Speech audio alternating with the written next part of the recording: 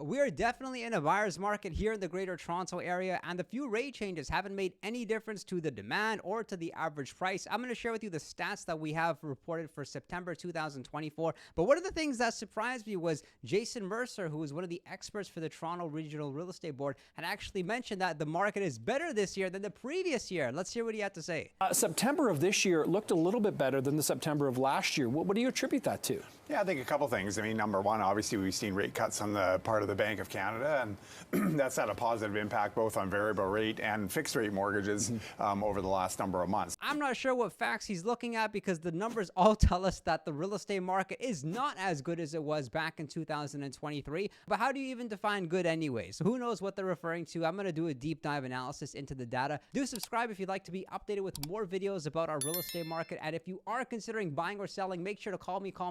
And I want to draw your attention to this chart here where we're looking at a month-by-month breakdown of some of the very important numbers. And if we compare September 2024 to September 2023, we can see our average price is slightly dropped. The number of sales is almost the same as it was in 2023, but the major talking point is the number of listings. There is an imbalance between the number of sales and number of listings. As per this chart over here, we can just see how many listings we have in the Greater Toronto area. Over 25,000 active listings, which is absolutely unheard of. And so what this is telling you as a seller is that if you list your property, you better have some motivation. You better competitively price your property. Otherwise, it will sit and it will likely expire. That's the reality of the market right now. Listings are going through one agent, two agent. Maybe the seller then delists their property and decides to do some renovations. Then they decide to put it back on the market, let it expire once more with one agent, give it to another agent, and then finally it sells. The number of sales didn't change between August and September. It's very similar, yet the number of active listings came up. So this tells us that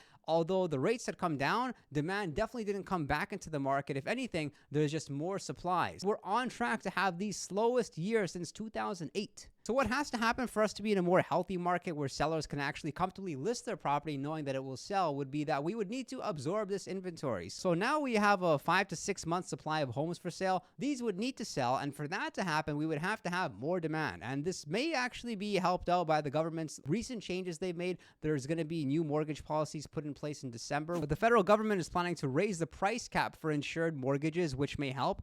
And additionally, we're going to expand eligibility for a 30-year mortgage amortization, meaning that buyers can go and comfortably purchase knowing that their monthly mortgage payment wouldn't be as high as it is right now. And let's not forget one of the major differences between our market now versus last year, and that's that the rate drops have actually started. Whereas last year, we didn't know when the rates were going to drop. Now people understand the rate drops have already started. They're going to continue to take place. And then the question is just how much do rates need to drop by for buyers to comfortably be active in the market again? Here's how the average price has changed across different property styles. We can see detached homes down 1.1%, semis almost the same, down 0.4%, townhomes are actually down 4%, and condo apartments are down by 3.6%.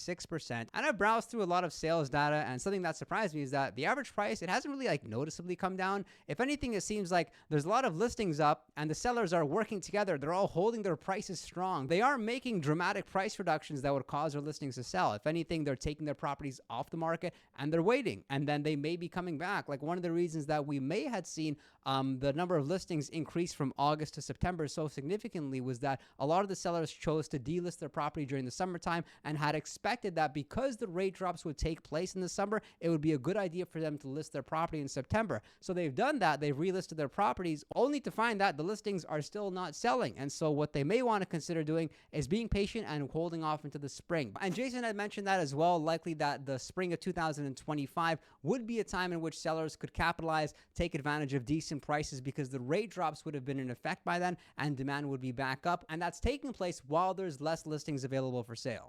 So I think we're going to see this sort of cascade over the next, say, 6 to 8 months as we move towards the spring of 2025, where more and more people, that affordability equation is going to work for them.